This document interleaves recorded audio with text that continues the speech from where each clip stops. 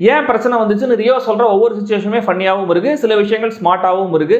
Scenes மாதிரியே டயலாக்ஸையும் எக்கனாமிக்கலா use பண்ணி short and ஸ்வீட்டா வேகமா கதையை கொண்டு போயிருக்காங்க. இதனால ஒரு பிளஸ் என்ன அப்படின்னா, ஒரு சீன் சுமாரா இருக்கு, ஒர்க் ஆகல அப்படின்னாலுமே கூட சட்டுன்னு முடிஞ்சு அடுத்த கட்டத்துக்கு கதை நகர்ந்துருது.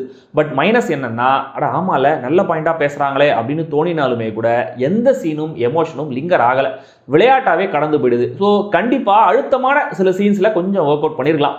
ஏன்னா இது ஒரு நெவர் எண்டிங் டாபிக். பேச பேச தோண்ட தோண்ட நம்மளுக்கு கண்டென்ட் கிடைச்சிக்கிட்டே இருக்கும்.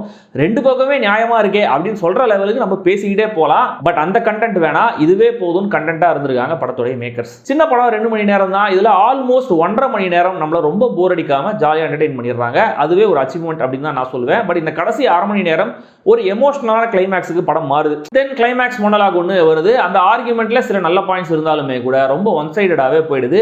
இந்த இடத்துல விக்னேஷ்காந்த் பெர்ஃபார்மன்ஸும் கொஞ்சம் கரெக்டான மீட்டர்ல இல்லையோ அப்படின்னு தோணுச்சு. அண்ட் ஹீரோயின் கேரக்டரை ரொம்ப டம்மா வீக்கா போர்ட்ரே பண்ணதும் கன்வீனியன்ட்டான ரைட்டிங் சாய்ஸாக தான் தெரிஞ்சுது. ஸோ இதுக்காகவே படம் பார்த்துட்டு என்ன பண்ணேன், இப்போ ஷோவில் படம் பார்த்த சில பெண் பத்திரிகையாளர்கள் விமர்சகர்கள் கிட்ட போய் படம் எப்படி இருக்குது அப்படின்னு கேட்டால் ரொம்ப சூப்பர்ஃபிஷியலாக இருக்குது.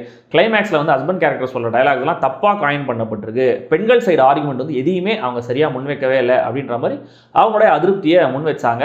ஆனால் என்ன பண்ணுறது, இது ஒரு மேல் டேரக்டர் எடுத்த படம். ஸோ அவருடைய பாயிண்ட் ஆஃப் வியூ, ஒரு மேலோடைய பெர்ஸ்பெக்டிவ்ல தான் இந்த கதை இருக்கும்.